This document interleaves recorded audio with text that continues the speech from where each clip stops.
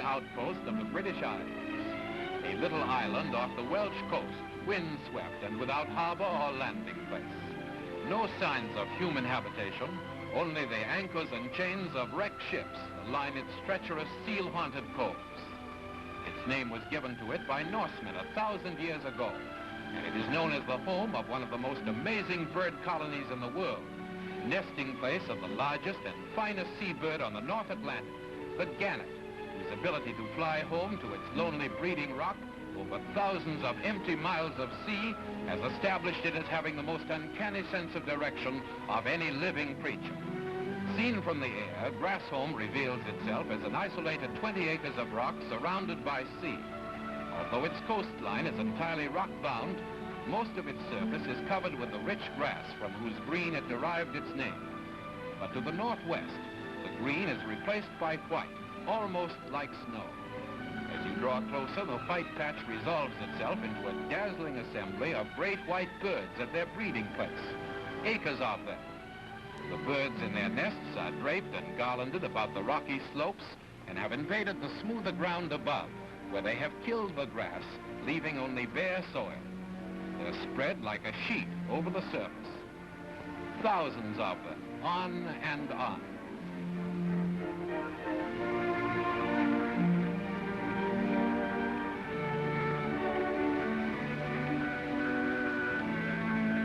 What a bird it is, designed as a perfect piece of living machinery for plunging after fish from a height, with a wingspan of 6 feet.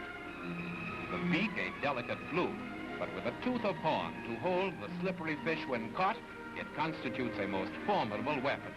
The nostrils have grown over so that no water can be forced in as the bird dives. Its eyes have brilliant silvery pupils. Over them, a strong protecting membrane can be drawn. In contrast is the pale yellow of the head. Unlike most birds, the gannet can see directly forward, the better to look down for fish as he soars. The feet black with green stripes, all 4 toes joined by a single web for swift swimming underwater. The middle toe is furnished with a comb. The birds on the island spend most of their time sitting on their nests. Now and then one rouses itself to flap the laziness out of its system. What excitement! A mated pair express their emotion by ceremonial billing. The long beaks click against one another like rapiers. Such a bout may go on for 3 or 4 minutes. These ceremonies are just an expression of excitement and affection, and billing serves as an emotional bond between the mated birds. The chief enemies of the gannets on Grassholm are the seagulls. Here is a horde of them, and what an opportunity is theirs, with nests left unprotected by their owners. It's not only eggs and young the robbers are after. When a gannet is frightened, it lightens itself for flight by pumping up the fish from the crop. It's the fish the gulls really prefer. How dainty is this gannet about his egg? At last he comes back for it. Picks it up, breaks it, and begins to eat it, only to have it taken away from him by a stronger rival. You may ask, why don't the gannets drive the gulls away? Because each is too busy sitting tight on its own precious offspring. Gannets only hatch 1 egg each year, but as they probably live for over 50 years, that's quite enough. Sometimes it's no joke taking their eggs. This man got a nasty wound from this bird whose egg was actually hatching. After being sat upon for 6 long weeks, the imprisoned chick breaks the shell a little bit at a time. At last, it's free to breathe the air, but still has to liberate its body. Exhausted, it lies quiet for a while, then makes a fresh effort, until at last, it extricates itself entirely.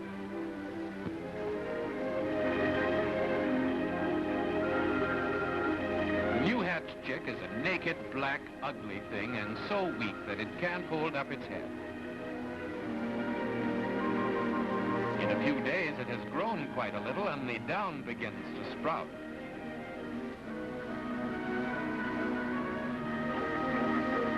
At This stage, it's provided with nostrils like any other bird, but quite soon these are grown over in preparation for its later career as a diver.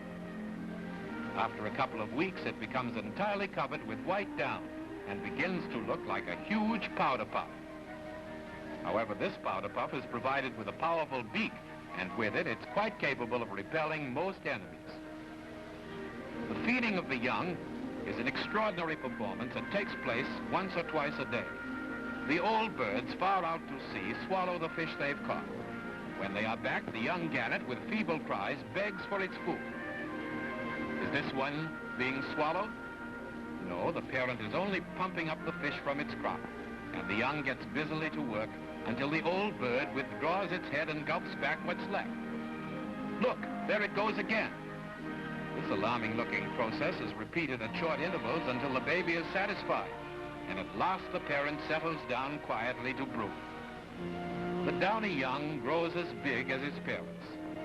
At last, the flight feathers appear, but the first plumage is black instead of white. After 4 months of constant care, the parents suddenly desert their offspring. The young bird, conquered by hunger, throws itself at last into the air. Flight comes to it by instinct, and it manages to reach the sea safely, there to begin its independent life.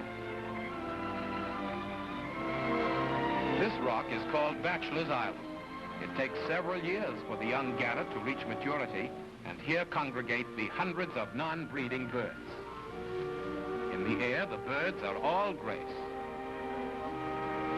Slow motion shows the full beauty and strength of their flight, an object lesson for the bird creations of man in aviation. In full flight, the gannet's legs and feet are entirely withdrawn below the surface of the soft plumage that is snow white with gold tinge to the neck and crown.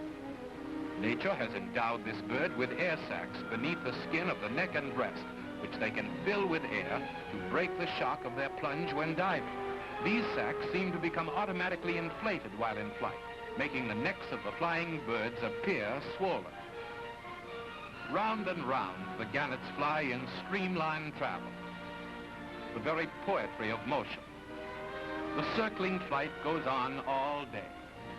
The wondrous resources of nature afford no more beauteous scene than the graceful motion of this handsome bird in full flight. The sheer enjoyment of soaring through space. This is gliding.